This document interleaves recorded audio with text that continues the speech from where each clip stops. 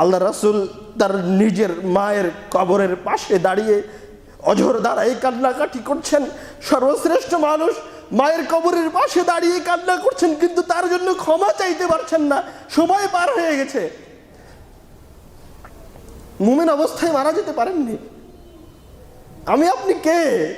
কেন আমাদের এত দাপট, এত শক্তি? কেন? কে আপনাকে এত ক্ষমতা দিল?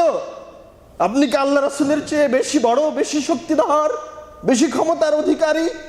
আপনি কেন মৃত্যুকে ভুলে গেলেন? আল্লাহ রাসূল কান্নাকাটি করছেন তার মায়ের কবরের সামনে, কিন্তু তার জন্য ক্ষমা চাইতে পারছেন না। এর চাইতে অসহায়ত্বের কোনো কিছু আছে?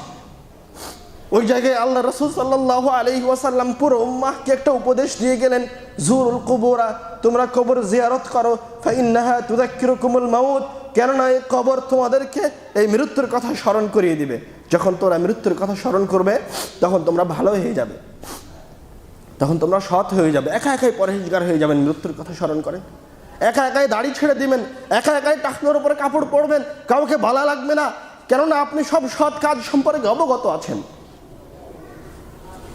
আয়েশা রাদিয়াল্লাহু তাআলা আনহা বলছেন, ইন্না মিন নিআমিল্লাহি আলাইয়া, রব্বুল আলামিনের পক্ষ থেকে আমার উপর যে সমস্ত নিয়ামত আছে তার মাঝে একটা নিয়ামত হচ্ছে আন্না রাসূলুল্লাহ সাল্লাল্লাহু আলাইহি ওয়াসাল্লাম তুফিয়া ফি বাইতি ফি ইয়াউমি, আল্লাহ রাসূল সাল্লাল্লাহু আলাইহি ওয়াসাল্লাম আমার বাড়িতে আমার দিনে মৃত্যুবরণ করেছেন।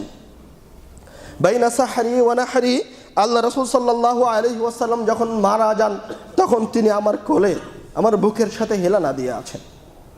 জামা আল্লাহু বাইনা রিকি ওয়া রিকিহি ইনদা মাউতি, রব্বুল আলামিন আমার মুখের লালা এবং আল্লাহ রাসূলের মুখের লালাকে মৃত্যুর সময় একত্রিত করেছেন। দাখালা আলাইয়া আব্দুর রহমান, আয়েশা, মা আয়েশা বলছেন, আমার ঘরে আমার ভাই আব্দুর রহমান প্রবেশ করলো। ওয়ানা মুসনিদাতু রাসূলিল্লাহি সাল্লাল্লাহু আলাইহি ওয়াসাল্লাম, এমত অবস্থায় আমি আল্লাহর রাসূলকে আমার শরীরের সাথে হেলান দিয়ে ধরে আছি। আল্লাহর রাসূল তার স্ত্রী আয়েশা রাদিয়াল্লাহু তাআলা আনহার কোলে, এমত অবস্থায় তার ভাই প্রবেশ করেছেন ঘরে। ফি ইয়াদিহি সিওয়াকুন, তার ভাইয়ের হাতে আছে মিসওয়াক। ফায়ানজুরু ইলাই, আল্লাহ রাসূল বারবার ওই মৃত্যু সজ্জায় থেকে শুধু ওই মিসওয়াকটার দিকে তাকাচ্ছেন। আরাফতু আন্নাহু ইউহিব্বুস সিওয়াক, মা আয়েশা বলছেন, আমার জানা ছিল আল্লাহ রাসূল মিসওয়াক করতে ভালোবাসেন। তখন আমি আল্লাহ রাসূলকে জিজ্ঞাসা করলাম নিজে থেকেই, আআখুযুহু লাক, আমি কি আপনার জন্য এই মিসওয়াকটা নিয়ে দিব? ফাআশারা বিরাসিহি, আল্লাহ রাসূল মুখ দিয়ে কথা বলতে পারছেন না, আশারা বিরাসিহি, তার চেহারা দিয়ে ইশারা করলেন, আই নাম, হ্যাঁ মিসওয়াকটা আমাকে দাও। ফাতানাওয়ালতুহু, আমি আয়েশা মিসওয়াকটা নিয়ে এসে আল্লাহ রাসূলের হাতে দিলাম। ফাশতাদ্দা আলাই, আল্লাহ রাসূল যখন মুমূর্ষ, এতটা অসহায় হয়ে গেছেন, এতটা দুর্বল হয়ে গেছেন, আল্লাহ রাসূল মিসওয়াকটা নিজে চিবাতে পারলেন না। মিসওয়াক চাবাতে দাঁতের শক্তির প্রয়োজন হয়। আমি আয়েশা আল্লাহ রাসূলকে বললাম, উলাইয়িনহু লাক, আমি মিসওয়াকটা একটু নরম করে দেই। তখন আশারা বিরাসিহি, আবার আল্লাহ রাসূল মাথা দিয়ে ইশারা করলেন, আই নাম, হ্যাঁ মিসওয়াকটা নরম করে দাও। ফালাইয়ানতুহু, আমি আয়েশা মিসওয়াকটা নিয়ে আমার নিজ দাঁত দিয়ে চিবিয়ে নরম করে আল্লাহ রাসূলের মুখে দিলাম। ফাআমাররা বিহি, আল্লাহ রাসূল সাল্লাল্লাহু আলাইহি ওয়াসাল্লাম মৃত্যু সজ্জায় থেকে ওই মিসওয়াকটা দিয়ে মিসওয়াক করলেন। বাইনা ইয়াদাইহি রাক্কাতুন ওয়া উলবাতুন, আল্লাহ রাসূলের সামনে একটা পাত্র আছে, ফিহি মাউন, তাতে আছে মা, পানি। ইদখিলু ইয়াদাইহি ফিহি, আল্লাহ রাসূল বারবার তার হাতটা ওই পাত্রের মাঝে ঢোকাচ্ছেন, বের করে নিয়ে এসে ইয়ামসাহু বিহিমা ওয়াজহা, বারবার তার মুখটা ওই পানি দিয়ে মুছছেন। কষ্ট হচ্ছে, আল্লাহ রাসূল সাল্লাল্লাহু আলাইহি ওয়াসাল্লাম মৃত্যুর সময় কষ্টের কারণে পাত্রের ভিতরে বারবার হাত দিচ্ছেন আর ওই হাত দিয়ে মুখটা মাসাহ করছেন। এক পর্যায়ে গিয়ে আল্লাহ রাসূল সাল্লাল্লাহু আলাইহি ওয়াসাল্লাম বলে উঠলেন, ইন্না লিল মাউতি লাসাকারাত, নিশ্চয় মৃত্যুর রয়েছে খুব কষ্ট, বেদনা।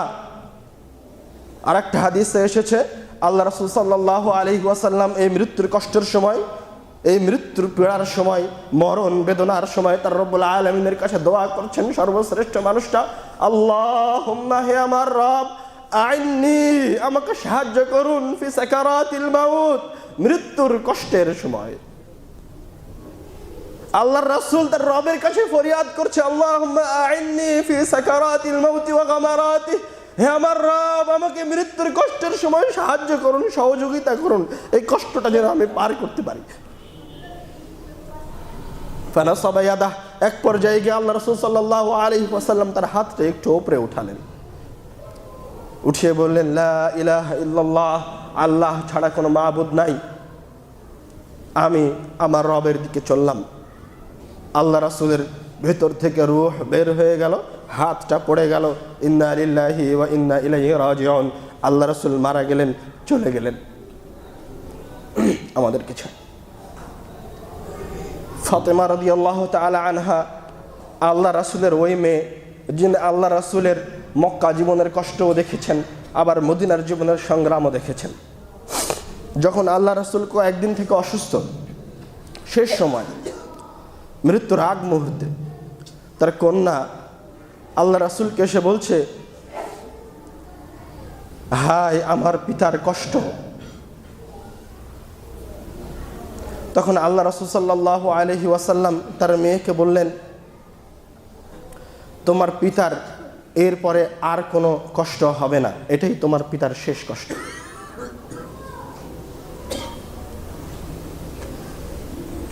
তো ফাতেমা রাদিয়াল্লাহু তাআলা আনহা তার পিতার কষ্ট দেখে এ কথা বলছেন আর কষ্ট পাচ্ছেন যে আমার বাবার কত কষ্ট, কত অসহায়ত্ব। আর আয়েশা রাদিয়াল্লাহু তাআলা আনহা বলছেন, লা আকরাহু শিদ্দাতাল মাউতি, আমি আল্লাহর রাসূলের মৃত্যুর কষ্ট দেখার পরে আর কারো মৃত্যুর কষ্টকে অপছন্দ করি না, অথবা অন্য কারো মৃত্যুর কষ্টে কষ্ট পাই না। এতটাই কষ্টদায়ক ছিল আল্লাহ রাসূলের মৃত্যু। আরও একাধিক ঘটনা রয়েছে। মৃত্যুর কষ্ট, মৃত্যুর স্বাদ আস্বাদন করতেই হবে, সে যত বড় নেককার বান্দা হোক অথবা যত পাপিষ্ঠ বান্দা হোক। মৃত্যুর কষ্ট ভোগ করতে হবে, সে মুসলমান হোক চাহে কাফের হোক, চাহে নাস্তিক হোক চাহে হিন্দু খ্রিস্টান হোক। এই মৃত্যুর কষ্ট থেকে কেউ বের হয়ে আসতে পারবে না। কিন্তু একজন ঈমানদার এবং একজন মুনাফিকের মৃত্যুর মাঝে পার্থক্য রয়েছে। একজন মুমিনের মৃত্যু এবং একজন মুনাফিকের মৃত্যুর মাঝের পার্থক্য হচ্ছে, যখন মুমিন মৃত্যুর সময় কষ্ট পাচ্ছে, তখন তার কাছে মারা যাওয়ার পরবর্তী সময়টা দুনিয়াবী জীবনে থাকার চেয়ে বেশি প্রিয় হয়ে ওঠে। কিভাবে বেশি প্রিয় হয়ে ওঠে?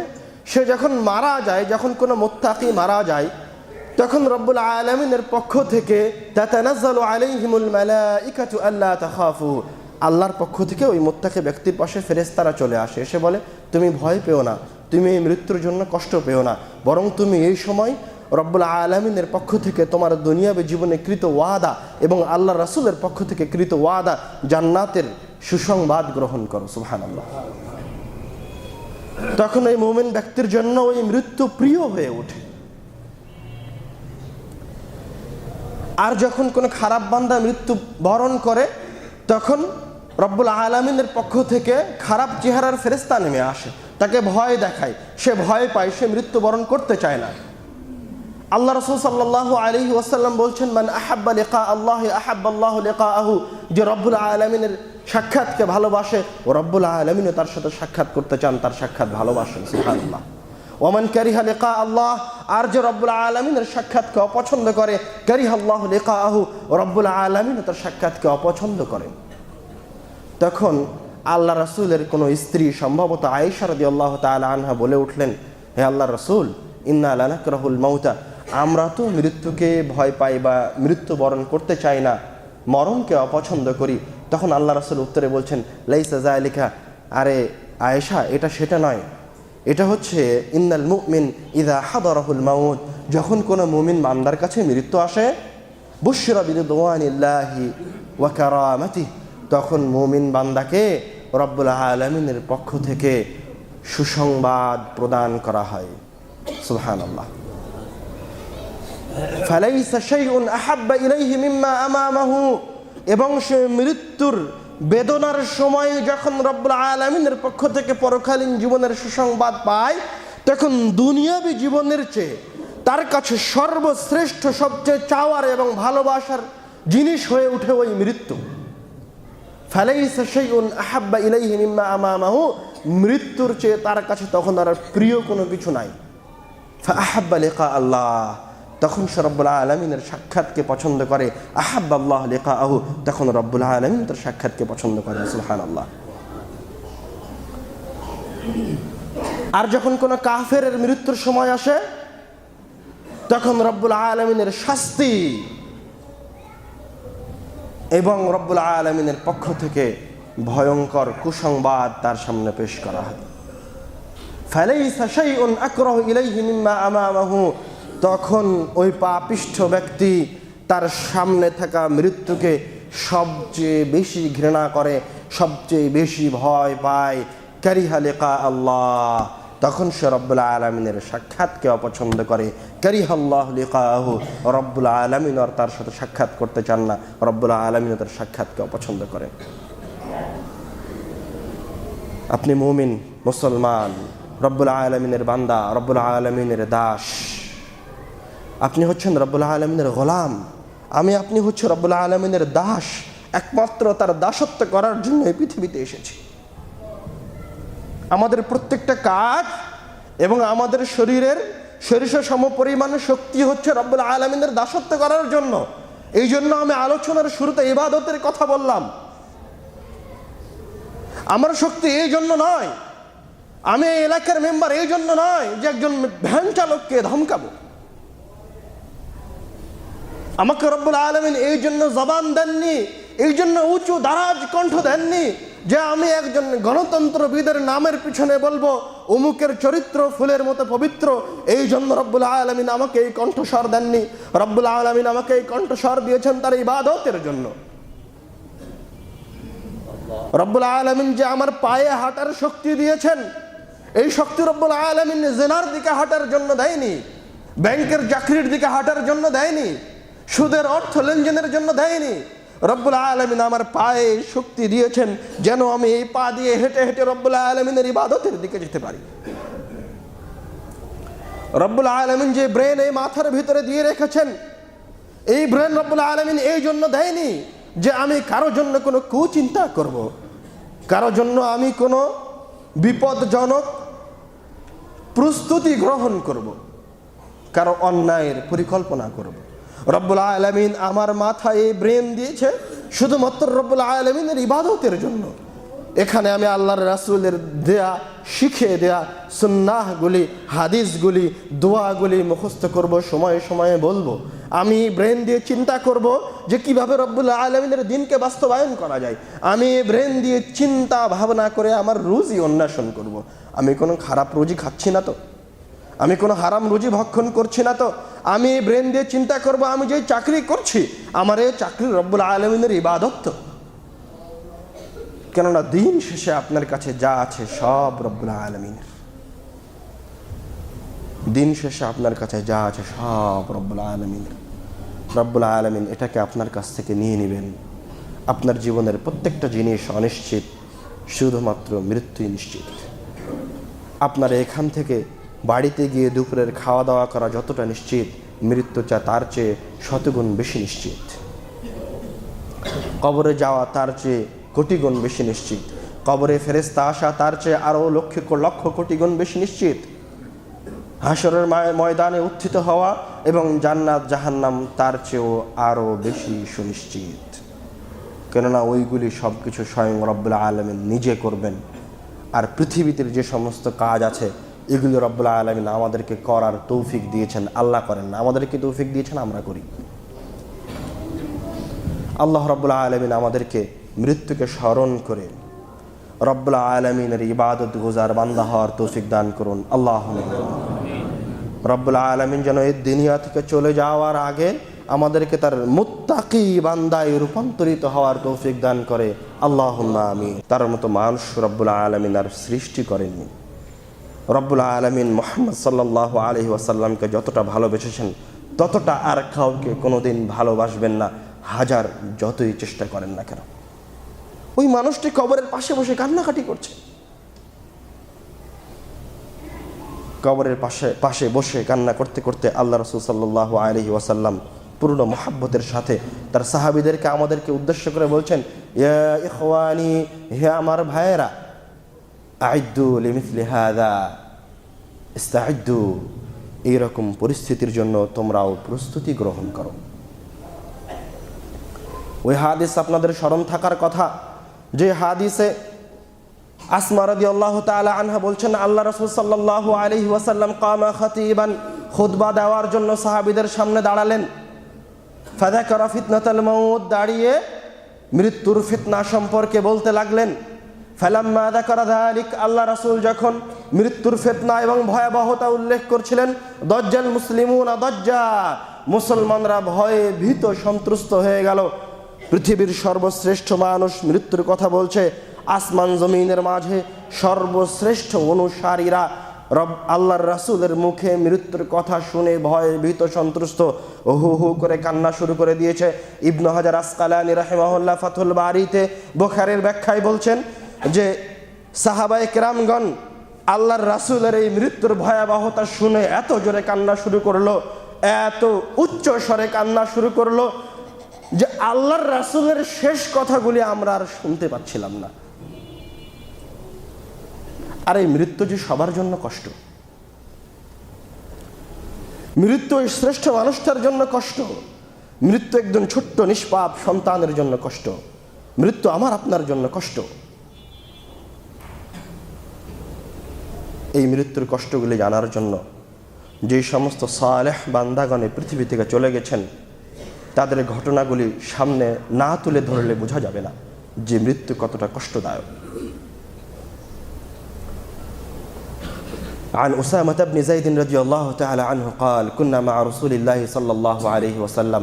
ওসামা বিন যায়েদ রাদিয়াল্লাহু তাআলা আনহু বলছেন, আমরা আল্লাহর রাসূলের সাথে আছি। فأرسلت إليه إحدى بناته أن صبيا لها في الموت। এমত অবস্থায় আল্লাহর রাসূলের একজন মেয়ে একজন বার্তাবাহককে পাঠালেন যে তার সন্তান মুমূর্ষ অবস্থায়। তখন আল্লাহ রাসূল সাল্লাল্লাহু আলাইহি ওয়াসাল্লাম তার মেয়ের বার্তাবাহককে বলছেন, ইরজা ইলাইহা, তুমি আমার মেয়ের কাছে ফিরে যাও। ফাআখবিরহা, তাকে গিয়ে বলো, ইন্না লিল্লাহি মা আখাযা, নিশ্চয় তোমার কাছ থেকে যা নিয়ে নেওয়া হয়েছে সেটা হচ্ছে আল্লাহর। ওয়ালিল্লাহি মা আ'তা, এবং তোমার কাছে যা কিছু আছে তোমার নিজের রূহ থেকে নিয়ে শুরু করে তোমার সন্তান সন্ততি সম্পদ বাড়ি ঘর সব আল্লাহর। লিল্লাহি মা আখাযা ওয়ালিল্লাহি মা আ'তা, আল্লাহর সম্পদ আল্লাহ নিয়ে গেছেন। ওয়া কুল্লু শাইইন ইনদাহু বিআজালিন মুসাম্মা, আর রব্বুল আলামিনের কাছে প্রত্যেকটা জিনিসের একটা নির্দিষ্ট সময় রয়েছে। যখন সময় শেষ হয়ে যায় তখন রব্বুল আলামিন ওই জিনিসটাকে শেষ করে দেন। আমার মেয়েকে বলো ফালতাসবির ওয়াল তাহতাসিব, সে যেন এই সময় ধৈর্য ধারণ করে এবং রব্বুল আলামিনের কাছে এই বিপদের জন্য নেকি উপকারিতা কামনা করে। বার্তাবাহক তার মেয়ে জাইনাবের কাছে ফিরে গেল, আবার ফিরে আসলো।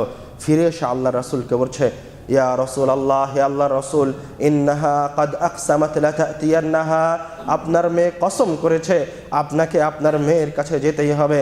কামা রাসূলুল্লাহ সাল্লাল্লাহু আলাইহি ওয়াসাল্লাম, আল্লাহ রাসূল সাল্লাল্লাহু আলাইহি ওয়াসাল্লাম এবার তার মেয়ের কাছে যাওয়ার জন্য দাঁড়িয়ে গেলেন। ওয়াকামা মাআহু সাআদ ইবনে উবাদাহ ওয়া মুআয ইবনে জাবাল, আল্লাহ রাসূলের সাথে তার শ্রেষ্ঠ দুইজন সাহাবী সাআদ ইবনে উবাদাহ এবং মুআয ইবনে জাবাল তার মেয়ের বাড়ির দিকে যাওয়ার জন্য উঠে দাঁড়ালেন। ওসামা বিন যায়েদ রাদিয়াল্লাহু তাআলা আনহু ঘটনার বর্ণনা করে তিনি বলছেন, ফান্তালাকতু মাআহুম, আমিও আল্লাহ রাসূল এবং তার সাহাবীদের সাথে যেতে লাগলাম। যখন আল্লাহ রাসূল তার মেয়ের বাড়িতে পৌঁছালেন, ও রুফিআত ইলাইহি সাবি, আল্লাহ রাসূলের কোলে তার নাতিকে তুলে দেওয়া হলো। তার মুমূর্ষ নাতিকে আল্লাহ রাসূলের কোলে তুলে দেওয়া হয়েছে। যখন তার নাতি তার কোলে, সর্বশ্রেষ্ঠ মানুষের কোলে, সবচেয়ে শক্তিশালী মানুষের কোলে, রব্বুল আলামিনের সর্বশ্রেষ্ঠ বান্দার কোলে, তখন এই নিষ্পাপ বাচ্চা নাফসুহু তাকাআকা, তার রূহটা ধরফর করছে, কষ্টের সাথে বের হয়ে আসছে। সাহাবী বলছেন, কাআন্নাহু ফি শান্নাতিন, যেন সেটা শুষ্ক মশকের ভিতরে কোনো কিছু থাকলে যেমন বাজে, ওই রকম শব্দ করে ওই নিষ্পাপ সন্তানের ভিতর থেকে রূহ বের হয়ে আসছে। ফাফাদাত আইনা রাসূলিল্লাহি সাল্লাল্লাহু আলাইহি ওয়াসাল্লাম, এই দৃশ্য দেখে, ওই নিষ্পাপ সন্তানের কষ্ট দেখে, নিজের নাতির মৃত্যু দেখে আল্লাহ রাসূল সাল্লাল্লাহু আলাইহি ওয়াসাল্লামের দুই চোখ দিয়ে অশ্রু গড়িয়ে পড়তে লাগলো। সাহাবী সাদ জিজ্ঞাসা করছেন, মা হাদা ইয়া রাসূলুল্লাহ, এটা কি হে আল্লাহর রাসূল?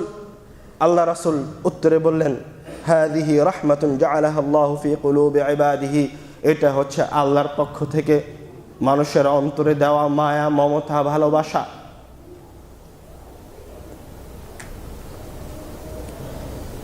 আনাস বিন মালিক রাদিয়াল্লাহু তাআলা আনহু স্বয়ং আল্লাহর রাসূলের সন্তানের মৃত্যুর ঘটনা বর্ণনা করছেন।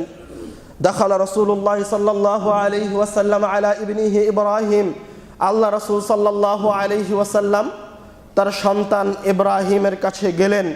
ইয়াজুদু নাফসুহু, তখন আল্লাহর রাসূলের সন্তান ইব্রাহিমের নফস, রূহ বের হয়ে যাচ্ছে।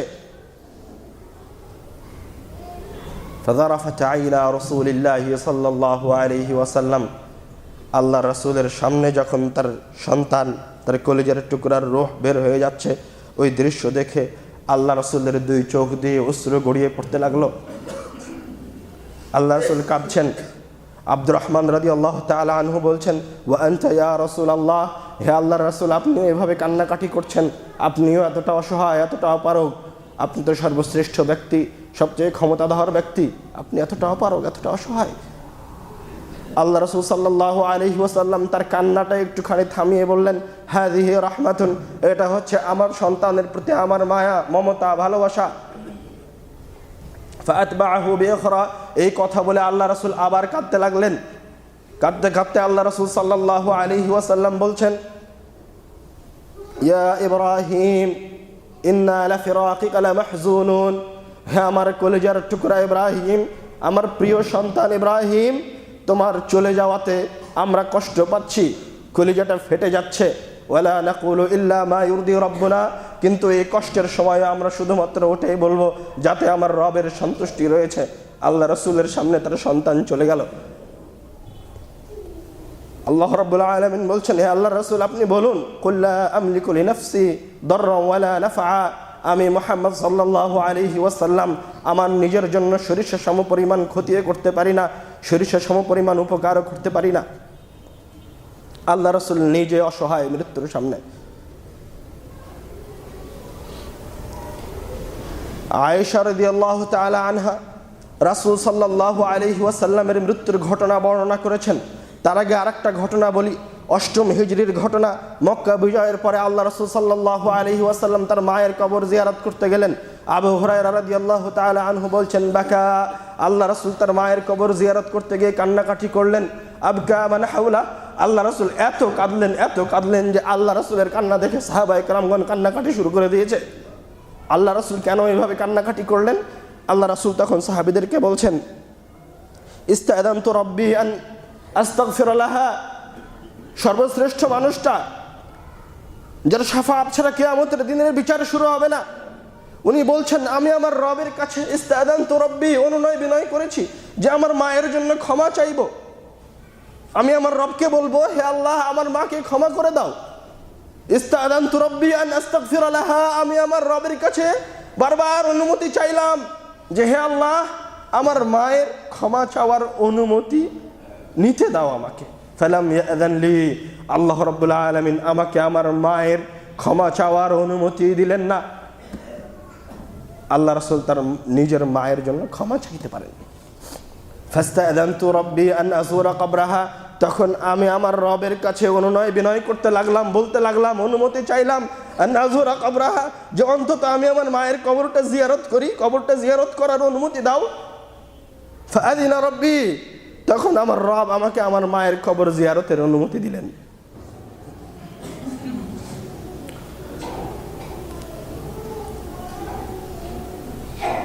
ইতিপূর্বে শেষ সপ্তাহে আপনাদের সাথে আমার আলোচনার বিষয় ছিল মৃত্যু, মানুষের রূহ বের হয়ে যাওয়া থেকে নিয়ে শুরু করে সপ্তম আসমান হয়ে পুনরায় এই পৃথিবীতে ফিরে আসা। আলোচনা আপনাদের স্মরণ আছে কিনা আমার জানা নাই।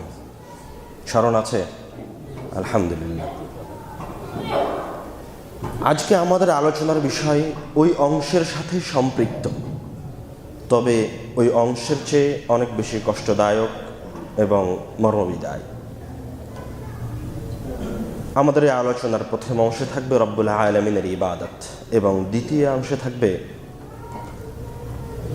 জান্নাতীদের মৃত্যু।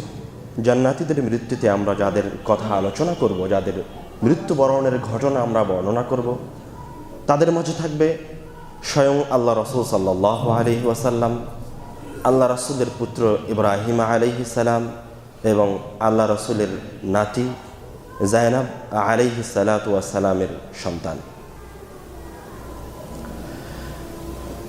ইবাদতের উপরে আপনাদের সাথে আমার সংক্ষিপ্ত কথা, কোনো এক জমায় শুধু ইবাদতের উপর কথা হবে ইনশাআল্লাহ, কিন্তু মৃত্যুর সাথে ইবাদত খুবই ওতপ্রোতভাবে জড়িত। রব্বুল আলামিন মানুষকে এই পৃথিবীতে শুধুমাত্র একটা কাজ দিয়ে পাঠিয়েছেন, তার নাম হচ্ছে ইবাদত। রব্বুল আলামিন মানুষকে যে সেকেন্ড দিয়েছেন আর শরীরে এক ফোঁটা বা সরিষা সম পরিমাণ শক্তি প্রদান করেছেন, তা দেওয়ার পিছনে রব্বুল আলামিনের একটাই কারণ, সেটা হচ্ছে মানুষ তার ইবাদত করবে। দলিল, আল্লাহ রাব্বুল আলামিন কোরআনুল কারীমে বলছেন, ওয়ামা খালাকতুল জিন্না ওয়াল ইনসা ইল্লা লিয়াবুদুন, আমি মানুষকে এবং জিনকে আমার ইবাদতের জন্য সৃষ্টি করেছি। এই আয়াত সবাই জানেন। আর এক আয়াতে রব্বুল আলামিন বলছেন, ওয়ামা উমিরু, তাদেরকে আর কোনো নির্দেশই দেওয়া হয়নি, আর কোনো নির্দেশ নাই, ইল্লা লিয়াবুদুল্লাহ মুখলিসিন, শুধুমাত্র একটা নির্দেশ ছাড়া, একটা কাজ ছাড়া, সেটা হচ্ছে তারা ইখলাসের সাথে রব্বুল আলামিনের ইবাদত করবে। তো রব্বুল আলামিন এই পৃথিবীতে আমাদের জন্য কোনো কাজ রাখেননি তার ইবাদত ছাড়া। রব্বুল আলামিন এই পৃথিবীতে আমাদের জন্য কোনো সময় রাখেননি তার ইবাদতের বাহিরে। আবার একই কথা, আপনার প্রতি ফোঁটা সেকেন্ড এবং প্রতি ফোঁটা রক্ত রব্বুল আলামিন দিয়েছেন তার ইবাদতের জন্য। এবং রব্বুল আলামিনের কাছে এই সময়টা আপনার হায়াত থেকে নিয়ে, আপনার বিবেক বুদ্ধি আসা থেকে নিয়ে শুরু করে মৃত্যু পর্যন্ত সময়টা হচ্ছে পরীক্ষার। ওই পরীক্ষার সময়টা যখন শেষ হবে, তখন আপনার কাছে মালাকুল মউত আসবে, যেই ঘটনা আপনারা শুনেছেন। কিন্তু মালাকুল মউত আসার আগ পর্যন্ত এই পরীক্ষার সময়ের লেখালেখির বিষয়বস্তু হচ্ছে ইবাদত। মানে আরো সহজ করে বুঝেন, একজন ছাত্র যখন পরীক্ষার হলে গেছে, প্রশ্ন পাওয়ার পর থেকে নিয়ে 2 ঘন্টা সময় শেষ হয়ে গেছে, খাতা প্রশ্নপত্র নিয়ে চলে গেছে। যত সময় শেষ হচ্ছে তত ছাত্র দ্রুত, তার আরো 4টা প্রশ্ন লিখতে বাকি আছে, বাকি সময় আছে আধা ঘন্টা, দ্রুত, আর মাত্র 15 মিনিট বাকি, আর মাত্র 10 মিনিট বাকি, আর মাত্র 2 মিনিট বাকি, খাতা নিয়ে চলে গেল, শেষ করতে পারলো না। ও তার সময়ের মাঝে থেকে একটা সেকেন্ড সময় সে চলে যেতে দিচ্ছে না, কেননা সেটাকে বুঝেছে যে ওটা তার পরীক্ষা। ঠিক হুবাহু রব্বুল আলামিনের কাছে আমাদের এই জীবন মৃত্যু পর্যন্ত পরীক্ষা, এবং পরীক্ষার বিষয়বস্তু হচ্ছে রব্বুল আলামিনের ইবাদত। তো যে নিয়ামতে আছে তার জন্য নিয়ামত পরীক্ষা, যে ভালো অবস্থায় আছে তার জন্য ভালো অবস্থায় থাকা পরীক্ষা, আর যে কষ্টের মাঝে আছে তার জন্য কষ্টে থাকা পরীক্ষা। ওটাকে রব্বুল আলামিন তার জন্য পরীক্ষা হিসেবে পৃথিবীতে নির্বাচিত করেছেন। আর যার কোটি কোটি টাকা আছে তার জন্য কোটি কোটি টাকা রব্বুল আলামিন পরীক্ষা হিসেবে নির্বাচিত করেছেন। এখন দেখার বিষয় যে আপনি আপনার কাজকে ইবাদতে রূপান্তরিত করতে পারছেন কিনা, আপনার সময়কে ইবাদতে রূপান্তরিত করতে পারছেন কিনা। এবার বলেন দেখি, রব্বুল আলামিন তো আপনাকে ইবাদতের বাহিরে কোনো কাজ দেয়নি, কোনো সময় দেয়নি, তাহলে আপনার কাজের সাথে, কর্মস্থলের সাথে রব্বুল আলামিনের ইবাদতের সম্পর্ক কি? আপনি যখন কাজ করছেন তখন কি আপনি রব্বুল আলামিনের ইবাদতে আছেন? আপনি যখন ভ্যান নিয়ে বাড়ি থেকে বের হলেন তখন কি আপনি রব্বুল আলামিনের ইবাদতে আছেন? যখন অফিসে গেছেন তখন কি ইবাদতে আছেন? যখন আপনি চাকরির জন্য অফিসে গেছেন তখন কি ইবাদতে আছেন? এই কাজগুলিকে কিভাবে ইবাদতে রূপান্তরিত করব? সহজ উপায়, যখন আপনি বাড়ি থেকে কাজের জন্য বের হচ্ছেন, ভ্যান নিয়ে বের হবেন, মনে মনে সংকল্প করেন, রব্বুল আলামিন আপনি আমাকে রিজিক অন্বেষণের নির্দেশ দিয়েছেন এবং হালাল উপায়ে রিজিক অন্বেষণ করতে বলেছেন। আমি রিজিক অন্বেষণের জন্য আপনার নির্দেশে বের হয়েছি। এই ভ্যানে করে কোনো হারাম জিনিস পরিবহন করব না, তামাক, জর্দা, গুল কোনো কিছু নিয়ে যাব না। এবার আপনি সৎ উপায়ে হালাল রুজির জন্য যতক্ষণ পর্যন্ত ভ্যান চালাবেন ততক্ষণ পর্যন্ত আপনার ভ্যান চালানোটা রব্বুল আলামিনের ইবাদত। সুবহানাল্লাহ। মানে আপনি যতক্ষণ ভ্যান চালাচ্ছেন ইখলাসের সাথে, কোনো প্রকার খারাপ কাজের সাথে লিপ্ত না হয়ে, ততক্ষণ পর্যন্ত রব্বুল আলামিনের মালাইকারা আপনার আমল নামায় নেকি লিখছে। সুবহানাল্লাহ। ঠিক সেইভাবে আপনার জীবনের অন্যান্য কাজগুলিও, ঠিক তেমনইভাবে আপনার অফিসে যাওয়াও। যখন অফিসে যাচ্ছেন তখন একইভাবে যে আমি আমার অফিসে, আমি আমার এই কাজে কোনোদিন কোনো খারাপ কাজের সাথে জড়িত হব না, কোনোদিন কোনো হারাম কাজের সাথে জড়িত হব না। আপনি যতক্ষণ অফিসে বসে আছেন ফেরেশতারা আপনার আমল নামায় নেকি লিখছে। একজন মুসলমান বান্দা ঘুমিয়ে ঘুমিয়ে নেকি অর্জন করতে পারে, কেন রব্বুল আলামিন তাকে ঘুমাতেও দিয়েছেন। রব্বুল আলামিন তার জন্য নিদ্রাও দিয়েছেন, বিশ্রামও দিয়েছেন তার ইবাদতের জন্য। বিশ্রামও রব্বুল আলামিনের ইবাদতের বাহিরে নয়। তো আপনার ঘুম কিভাবে রব্বুল আলামিনের ইবাদত হবে? আপনি যখন ঘুমাতে যাচ্ছেন তখন আপনি সুন্নাহ অনুযায়ী আল্লাহুম্মা বিইসমিকা, হে আল্লাহ তোমার নামে ঘুমাতে যাচ্ছি, আমুতু ওয়া আহইয়া, তোমার নামে মৃত্যুবরণ করবো এবং তোমার নামে জীবিত হব। এবং মনে মনে সংকল্প করেন যে সকালবেলায় ফজরের সময় সালাতে উঠে মসজিদে জামাতে গিয়ে ফজরের সালাত আদায় করব। এই সংকল্প করে যদি আপনি ফজরের অপেক্ষায় ঘুমাতে যান, আপনি ঘুমিয়ে আছেন, আপনি জানেন না কি করছেন, কিন্তু ফেরেশতারা আপনার জাগ্রত হওয়া পর্যন্ত আপনার আমল নামায় নেকি লিখছে। সুবহানাল্লাহ।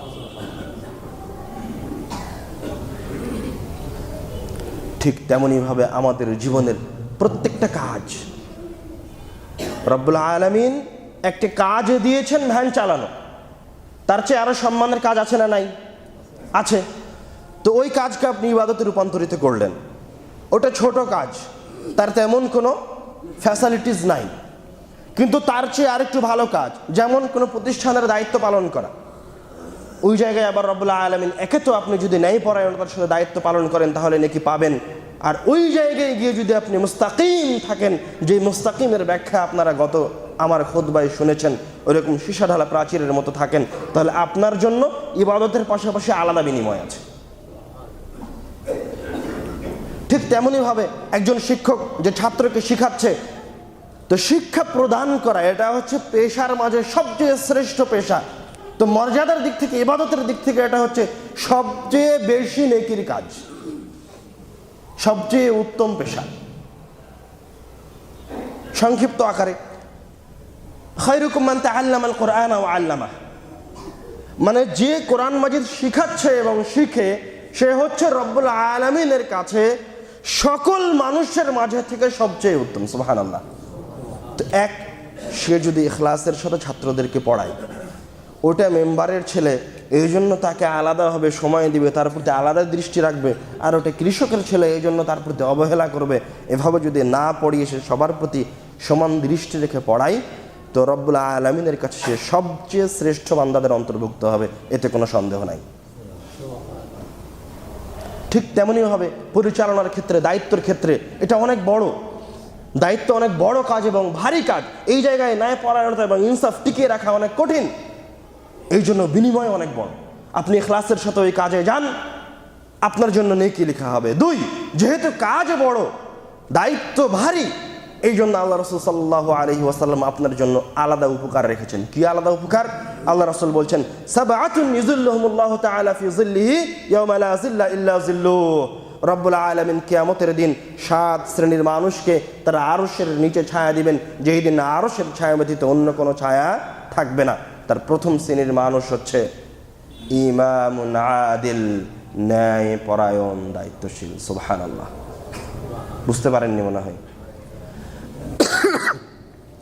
আপনি মসজিদের সভাপতি, আপনি মসজিদের দায়িত্বশীল, তো মসজিদের যে সমস্ত কাজগুলি প্রতিষ্ঠা করার কথা আছে ওইগুলি আপনি ন্যায় পরায়ণতার সাথে প্রতিষ্ঠা করেছেন। 1, মসজিদে 5 ওয়াক্ত সালাতের ব্যবস্থা। 2, মসজিদে মুসলমানদের শিক্ষা ব্যবস্থা। 3, মসজিদের ইমামের ভালো ব্যবস্থা। 4, মুসল্লিদের ভালো ব্যবস্থা।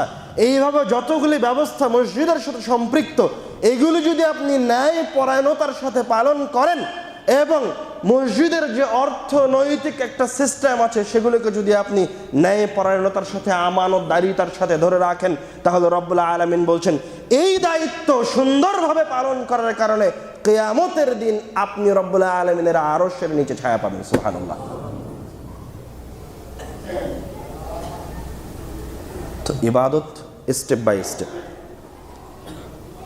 আর প্রত্যেকটা ইবাদতের নেকি আছে, এমন কোনো কাজ নয় যেটা নেকির বাইরে। এভাবে আপনি আপনার জীবনের প্রত্যেকটা কাজকে নেকিতে রূপান্তরিত করেন, কেননা আপনি আল্লাহর কাছে এখানে পরীক্ষা দিতে এসেছেন। বয়স বেশি হয়ে যাচ্ছে মানে আরো তাড়াতাড়ি করেন, কোনোভাবেই যেন আপনার জীবন থেকে কোনো একটা মিনিট বের না হয়ে যায় যে এই মিনিটটা ইবাদতের বাইরে চলে গেছে। আপনার জীবনে যেন এরকম কোনো কাজ না থাকে যে কাজটা আপনার ইবাদতের বাইরে চলে গেছে। আপনি ডাক্তার হন, ইঞ্জিনিয়ার হন, বড় কাজ, আপনার অন্তরে ইখলাস রাখেন, হে আল্লাহ এটা হচ্ছে এক আমার রোজির মাধ্যম, দুই এটা হচ্ছে মানুষের সেবা করার মাধ্যম। রব্বুল আলামিন তোমার খিদমতে এই পৃথিবীতে আমি নিয়োজিত আছি, আমি পরীক্ষার হলে বসে আছি। তুমি আমার রূহটা যখন বের করে নিবে আমার শরীর থেকে, তখন যেন আমি অমুক, আমি আব্দুর রহমান, আমি আব্দুর রহিম, আমি যেন তোমার ইবাদতরত অবস্থায় থাকতে পারি। আল্লাহুম্মা আমিন। তো আমাদের জীবনের কোনো একটা সময়, কোনো একটা মিনিট, কোনো একটা সেকেন্ড, কোনো একটা দিন, কোনো একটা বছর, কোনো সময় ইবাদতের বাইরে নয়। আমার জীবনের কোনো একটা শক্তি, সরিষা সমপরিমাণ শক্তি, অথবা আপনি যদি আরও বেশি শক্তিশালী হন, আপনার যদি আরও ক্ষমতা থাকে, আপনি যদি এলাকার মেম্বার হন, মন্ত্রী হন, এমপি হন, প্রধানমন্ত্রী হন, তাহলে আপনার শারীরিক শক্তি থেকে শুরু করে আপনার বাহ্যিক যে সমস্ত শক্তি আছে, প্রত্যেকটা শক্তি হচ্ছে রব্বুল আলামিনের ইবাদতের জন্য আল্লাহর পক্ষ থেকে দেয়া। আপনি এতে এত মনোযোগী হন যেন যে কোনো সময় পরীক্ষার হলে গেলে তো 2 ঘন্টা পরে খাতা নেওয়া হবে, এটা নিশ্চিত। দেখতে পাচ্ছেন ঘড়ি আপনার হাতে আছে, কিন্তু এই দুনিয়ার জীবনের পরীক্ষা কখন শেষ হবে এই ঘড়ি আমাদের কারো হাতে নাই। আমি জানি না যে কখন আমার ভিতর থেকে রূহকে বের করে নেওয়া হবে, অথচ আমি পরীক্ষার হলে বসে আছি।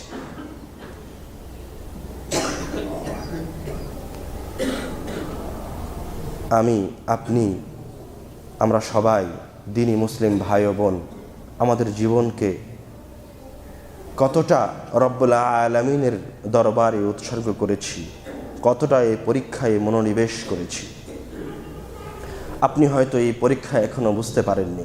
রব্বুল আলামিন সূরা মুলকের 2য় আয়াতে বলছেন, ওয়ামা খালাকতুল জিন্না ওয়াল ইনসা ইল্লা লিয়াবুদুন, আমি মানুষকে সৃষ্টি করেছি। আল্লাহ রাব্বুল আলামিন সূরা মুলকের 2য় আয়াতে বলছেন, আল্লাযী খালাকাল মাউতা ওয়াল হায়াতা লিয়াবলুয়াকুম আইয়ুকুম আহসানু আমালা, যিনি জীবন এবং মৃত্যুকে সৃষ্টি করেছেন লিয়াবলুয়াকুম, তোমাদেরকে পরীক্ষা নেওয়ার জন্য, আইয়ুকুম আহসানু আমালা, এই সময়ের মাঝে তোমাদের মাঝে থেকে কে সবচেয়ে বেশি ভালো কাজ সম্পাদন করতে পারছে। বাস এই জীবন মৃত্যুর এই সময়টা রব্বুল আলামিন আপনাকে কিসের জন্য দিলেন? তাহলে পরীক্ষার জন্য দিলেন, পরীক্ষার বাইরে নয়। আমি আপনি এই জীবনকে বড় মনে করেছি। আমাদের এই জীবন 2 থেকে 3 মিনিট সময়। কিভাবে? কিয়ামতের একদিনের ব্যক্তিকাল কত জানেন? 50,000 বছর। কিয়ামতের একদিন 50,000 বছর, আর আমাদের জীবনের গড় আয়ু 60 থেকে 70 বছর। এই 60 থেকে 70 বছর ওই 50,000 বছরের কাছে 2 থেকে 3 মিনিট সময়। আপনি ওই 50,000 বছরের সামনে এই 2 থেকে 3 মিনিট সময়ের জন্য কত কি করলেন আর কোন অন্যায় করতে বাদ রাখলেন? আপনি কি কখনো চিন্তা করেছেন যে আপনার এই সারাটা জীবন কিয়ামতের একদিনের কাছে শুধুমাত্র 3 থেকে 5 মিনিট সময়? কখনো এটা কল্পনা করেছেন? কেন আপনি মনে করলেন যে আপনার সন্তানের নামে সুদে টাকা তুলতে হবে? কেন মনে করলেন যে কিস্তি থেকে বাড়ি বানাতে হবে? কেন মনে করলেন টাকা দিয়ে চাকরি নিতে হবে? কেন এই সংক্ষিপ্ত 2 মিনিটের সময়ের জন্য রব্বুল আলামিনের নাফরমানিতে লিপ্ত হলেন? আসেন রব্বুল আলামিনের দিকে ফিরে যাই। মৃত্যু ছাড়া এই পৃথিবীতে নিশ্চিত কোনো ভবিষ্যৎ নাই। একমাত্র নিশ্চিত ভবিষ্যতের নাম হচ্ছে মৃত্যু। রব্বুল আলামিন আমাদেরকে সদা সর্বদা মৃত্যু পর্যন্ত আমাদের জীবনের প্রতিটি সেকেন্ড, প্রতিটি সময় এবং প্রতিটি শক্তিকে তার ইবাদতে নিয়োজিত রাখার তৌফিক দান করুন। আল্লাহুম্মা আমিন।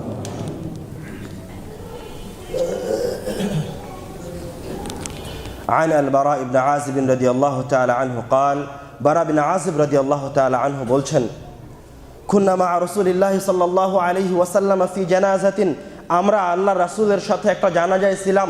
فجلس على شفير القبر আল্লাহর রাসূল সাল্লাল্লাহু আলাইহি ওয়াসাল্লাম কবরের কিনারে বসে গেলেন। فبكى কবরের কিনারে বসে আল্লাহর রাসূল কাঁদতে লাগলেন। حتى بل الثرى আল্লাহ রাসূল এত কান্নাকাটি করলেন যে তার চোখের পানিতে ওই জায়গার মাটি ভিজে গেল। আমি আপনি কে? কে আমাদেরকে জান্নাতের চাবি দিল, জান্নাতের ঠিকাদারি দিল, যে সকাল সন্ধ্যা রব্বুল আলামিনের নির্দেশকে, আল্লাহর রাসূলের সুন্নাতকে অপমান করে চলেছি, অথচ যেই মানুষটা রব্বুল আলামিনের কাছে সবচেয়ে প্রিয়,